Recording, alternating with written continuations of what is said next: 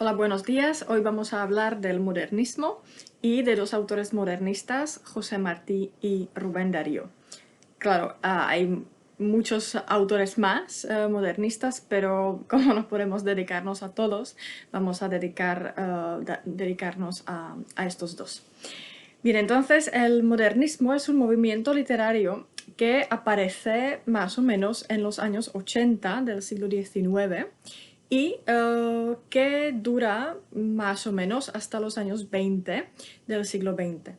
Entonces son unos 40 años, digamos, entre el siglo XIX y el XX, ¿no? O sea, a finales del XIX, principios del XX. Y es un movimiento hispanoamericano. Hay que tener mucho cuidado con esta palabra modernismo, porque la palabra puede significar muchas cosas y en diferentes lenguas también puede significar cosas distintas. Entonces, nosotros cuando utilizamos la palabra modernismo nos referimos específicamente a este movimiento literario hispanoamericano cuyos representantes son, por ejemplo, José Martí y Rubén Darío. Es un movimiento literario hispanoamericano, ¿vale? Cuando yo digo modernismo me refiero a esto.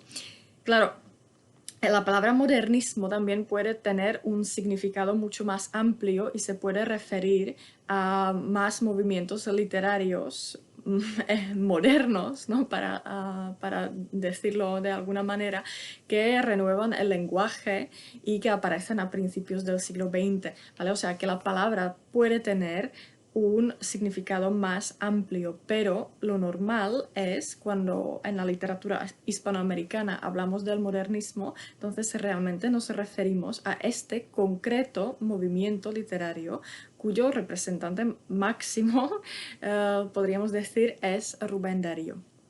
Cuidado que en otras lenguas la palabra tiene otros significados. Cuando en inglés se dice modernism, tiene un significado bastante diferente, ¿vale? O sea que hay que tener mucho cuidado con esta palabra. Si leéis algún libro sobre literatura o si leéis algún artículo sobre literatura, tenéis que tener cuidado porque os puede pasar que cada autor, cada crítico literario, por ejemplo, puede utilizar esta palabra con significado diferente, ¿vale? Pero, repito, nosotros cuando decimos modernismo nos referimos a este movimiento literario concreto que se origina en Hispanoamérica en los años 80 del siglo XIX y llega más o menos a los años 20 del siglo XX.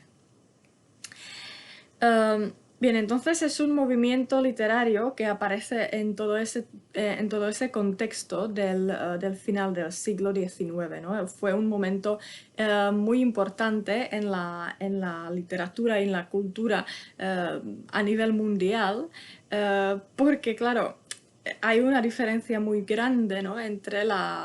entre el mundo del siglo XIX y el mundo a principios del siglo XX, ¿no? Y luego llega la Primera Guerra Mundial y todo eso. Y el mundo cambia rápido y cambia mucho, ¿no? La revolución industrial, la gente empieza a vivir más en las ciudades, se empieza a utilizar más la técnica, ¿cómo se, aparecen las fábricas, ¿no? Aparecen las fábricas, la tecnología, ¿no? Todo eso, ¿no? El mundo y la vida de la gente cambia muy rápidamente, ¿no? Entonces eso y claro, todo eso se refleja en la filosofía y en el arte. Entonces, a veces se habla de la estética del fin de siglo o muchas veces se utiliza el término francés fin de siècle, ¿no? O sea, el fin del siglo, ¿no? Un momento importante en la cultura, ¿no? Mundial, se puede decir. Por ejemplo, si hablamos de Hispanoamérica concretamente, pues un dato interesante es que, por ejemplo, la ciudad de Buenos Aires a finales del siglo XIX de repente creció muchísimo, ¿no? O sea, vino mucha gente a vivir en Buenos Aires y se dice que la ciudad a finales del siglo XIX, durante unos 20 años o algo así, cuadruplicó su tamaño y el número de sus habitantes, ¿no? O sea, que a finales del siglo XIX Buenos Aires tenía casi 1 millón de habitantes, pero fue una diferencia muy grande, ¿no? Porque unos 20 años antes tenía 4 veces menos, ¿no? O sea, que la ciudad creció muy deprisa, muy rápidamente, ¿no? Vino mucha gente a vivir, ¿no? Muchos inmigrantes también, o sea, que fue un crecimiento repentino y claro, allí se formó ese espacio como cosmopolita y muy dinámico, ¿no? También muy importante para el arte. Bien, entonces el modernismo como movimiento literario, ¿no? O sea, se origina en todo este contexto histórico y cultural. Y es un movimiento que busca una renovación literaria, una renovación del lenguaje, una nueva expresividad y una nueva estética, ¿no? Esto en sí mismo no dice mucho porque en realidad muchos movimientos literarios, o casi todos, se puede decir que buscan algo nuevo, ¿no? Luego las vanguardias que vienen después pues hacen lo mismo, ¿no? Quieren renovar, quieren buscar algo nuevo, ¿no? O sea que esto en realidad se puede decir casi de todos los movimientos literarios, ¿no? Pero vale, es una renovación, los autores buscaban una nueva expresividad. Y claro, el modernismo se nutre de todo lo anterior, de todos los movimientos literarios y artísticos que ya existían, y muchos eran franceses, por ejemplo, que ya existían en el siglo XIX. Por ejemplo, el simbolismo francés, cuyo representante máximo es Paul Verlaine, ¿no? Entonces el simbolismo francés tiene mucha influencia en estos autores y, claro, el modernismo recoge, ¿no? Recoge lo que hacía el simbolismo. De alguna forma se podría decir que continúa, ¿no? Con la estética simbolista. ¿Qué es el simbolismo? Pues es un movimiento que intenta expresar los sentimientos de manera indirecta, ¿no? mediante símbolos.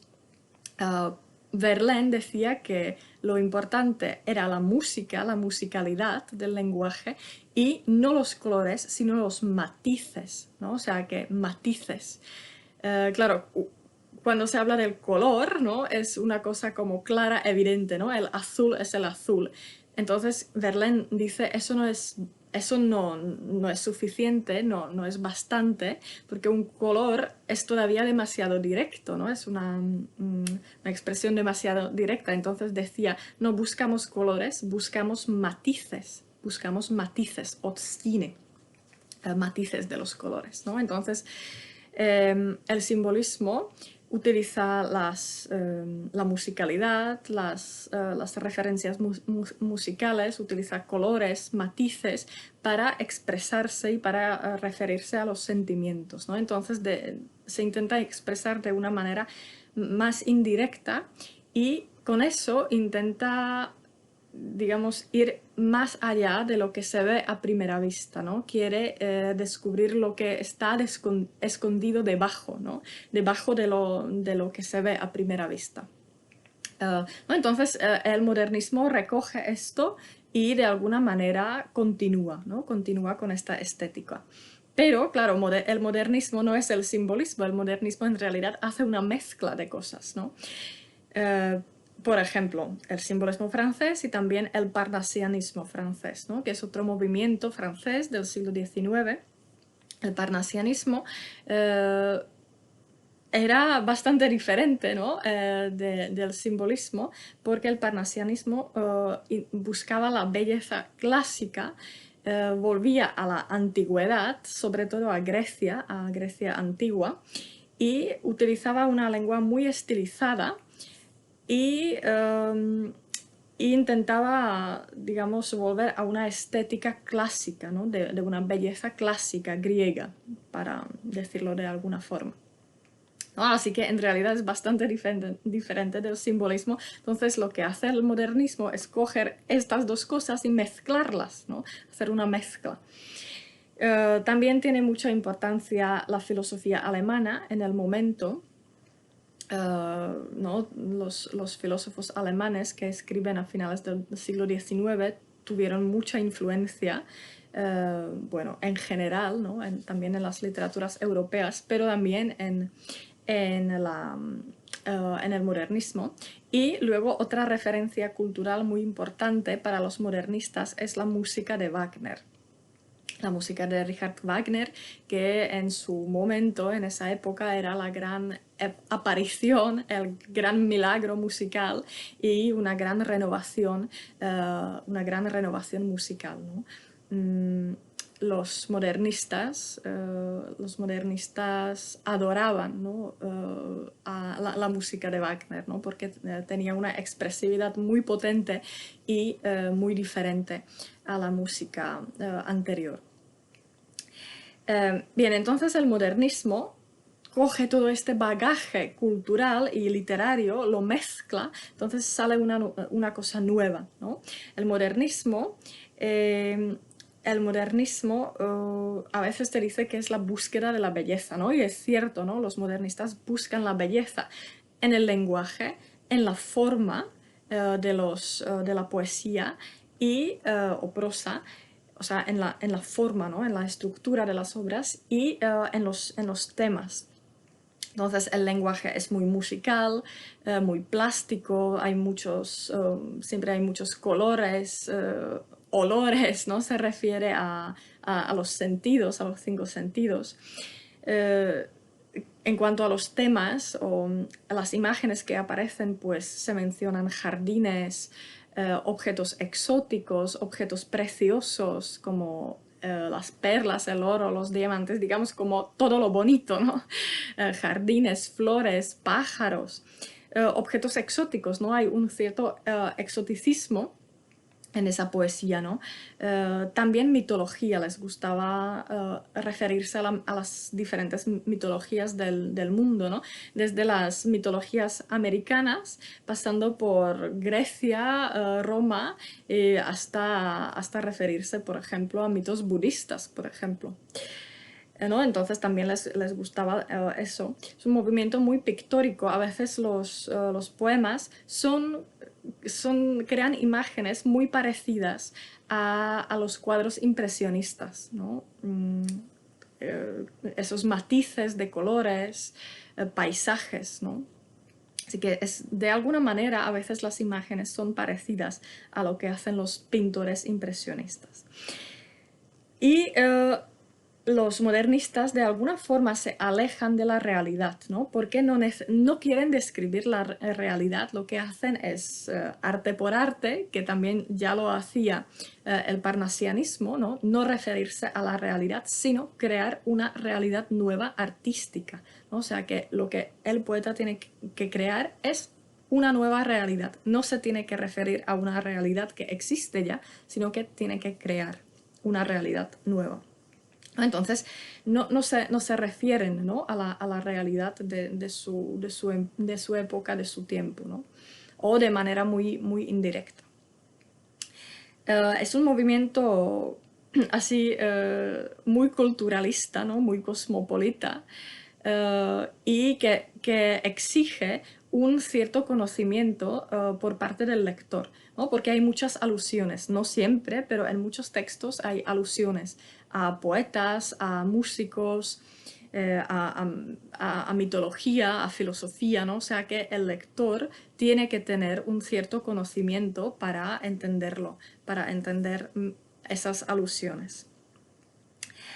Bien, entonces, claro, este alejamiento de la realidad, ¿no? O sea, que los autores no se alejan de la realidad, pues después dio lugar a críticas, ¿no?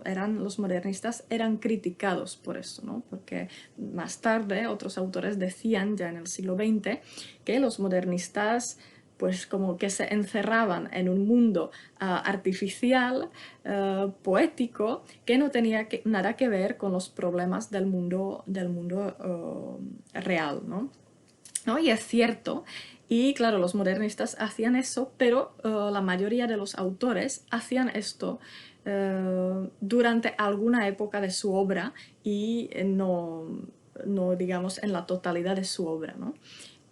Vamos a ver esto en José Martí y en Rubén Darío, ¿no? Cómo se alejan, por una parte se alejan de la realidad, pero luego vuelven a ella, ¿no? En algún momento de su vida y de su obra vuelven a ella y vuelven a preocuparse, digamos, preocuparse por el mundo que les rodea. Entonces, a veces se dice que el modernismo es el primer movimiento hispanoamericano que realmente se origina en Hispanoamérica y de allí sale al mundo, ¿no?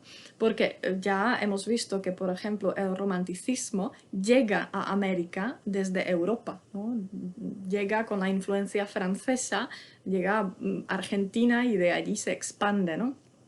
Entonces, el modernismo es el primer movimiento que hace lo contrario, nace en Hispanoamérica y desde Hispanoamérica viaja a Europa. Rubén Darío, que estuvo mucho tiempo en París y en España, Rubén Darío, y conoció muchos poetas españoles, tuvo una tremenda importancia en la literatura española. Eso siempre lo decimos en las clases de literatura española, que, por ejemplo, Juan Ramón Jiménez empezó como modernista bajo la influencia de Darío, ¿no? O sea que, y el modernismo tuvo mucha importancia en la poesía española de principios del siglo XX, ¿no? Bajo la influencia de Darío, ¿no? O sea que este es el primer movimiento que se origina, nace en América y de allí sale al mundo, ¿no? Viaja por el mundo. Bien, entonces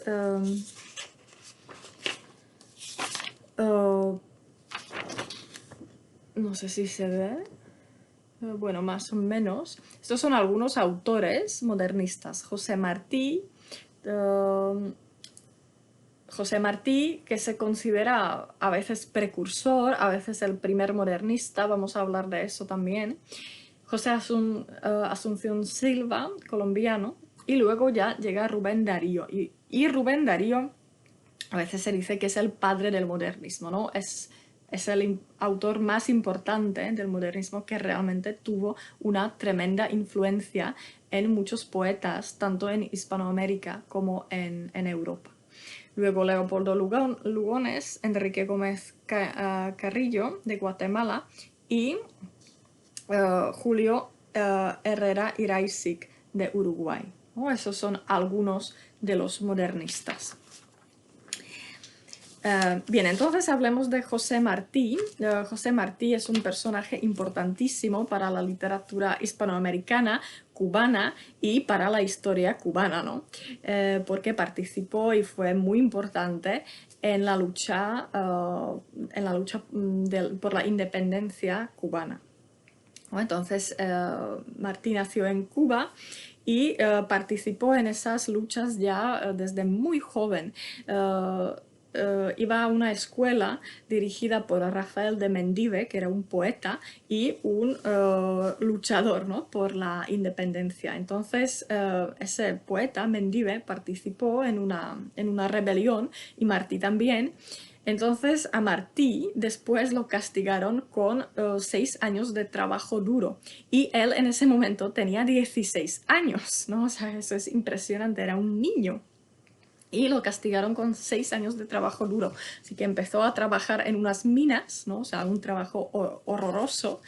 Y después le cambiaron la pena por el exilio en España. Así que lo mandaron desde Cuba a España, donde terminó sus estudios de escuela secundaria, ¿no? Es impresionante, era muy, muy joven, en Madrid, y luego estudió Derecho y Filosofía en Zaragoza. Después se fue a París, a Nueva York, a México, empezó a trabajar como periodista. Una parte muy importante de la obra de Martí son artículos, ¿no? De periodismo. Y claro, tuvo épocas que pudo volver a Cuba, ¿no? Que volvía a Cuba. Participó en otra rebelión, otra vez lo echaron de Cuba, así que otra vez tuvo que irse a España y después, durante bastantes años, vivió en Nueva York. Y trabajó como periodista, como corresponsal de muchos periódicos latinoamericanos y mandaba artículos. Martí escribía, era capaz de escribir escribía en español, evidentemente, pero escribía también en inglés y en francés, ¿no? Lo cual es bastante importante. Entonces, una parte importante de su obra son los artículos que escribía para periódicos y revistas. Pero aparte de eso, también escribía otras obras. Y vamos a verlo. Entonces, tiene una novela que se llama Amistad Funesta, que ya es una prosa modernista, se podría decir. Es una historia de amor, ¿no? O sea, que tiene también rasgos románticos, pero en cuanto a la forma, el lenguaje y el esteticismo del lenguaje, ya se podría decir que tiene elementos modernistas. Y la novela se publicó en revistas y luego ya se publicó como libro ya mucho más tarde, cuando ya Martí estaba muerto. Luego es importante este ensayo, Nuestra América, donde Martí habla de la relación que hay entre la América anglosajona, la América que habla inglés, y la América que habla español, ¿no? Y que habla otras lenguas románicas. Entonces Martí aquí problematiza la relación y dice que claro, como la América inglesa es mucho más rica, que claro, que esa relación es muy... ¿cómo se dice? Se me ha ido la palabra.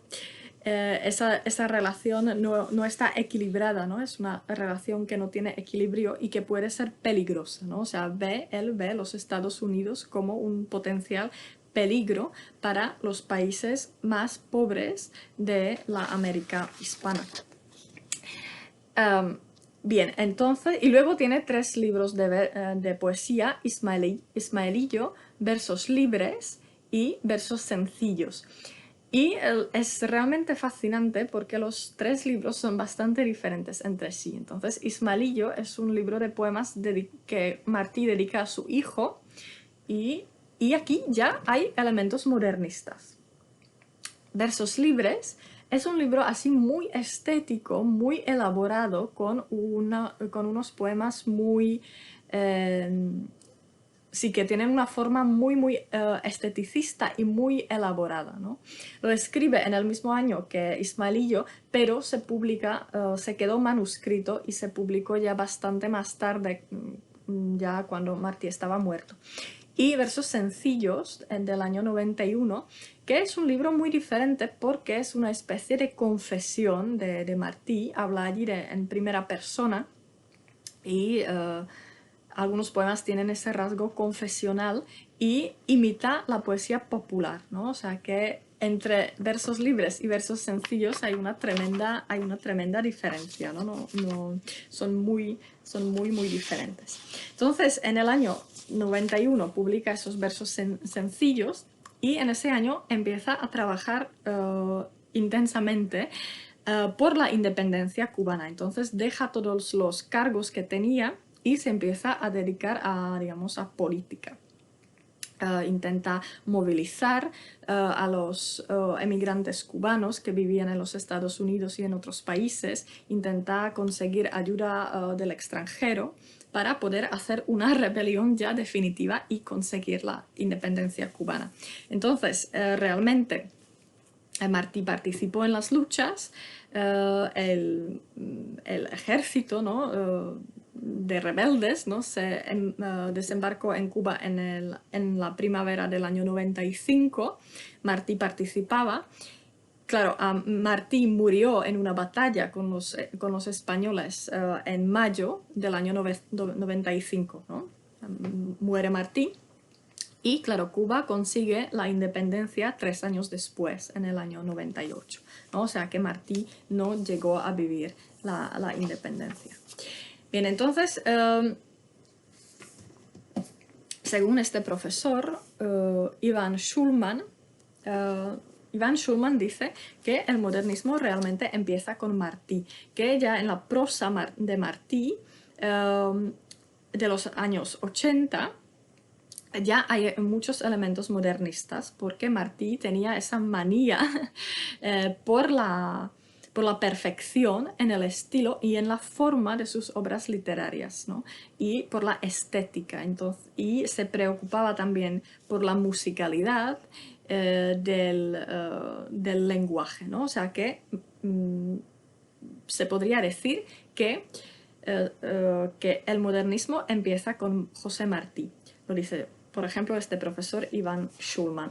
O otro crítico literario muy importante, Pedro Enríquez Ureña, considera que los poemas Ismaelillo, el libro Ismaelillo, es el primer libro modernista. O sea que el modernismo arranca con el Ismaelillo, esos poemas de Martí del año 82, ¿no? Porque ya en ese libro, ya en esos poemas, Martí utiliza la simbología de los colores y hay una expresividad nueva, ¿no? Es un lenguaje, digamos, renovado.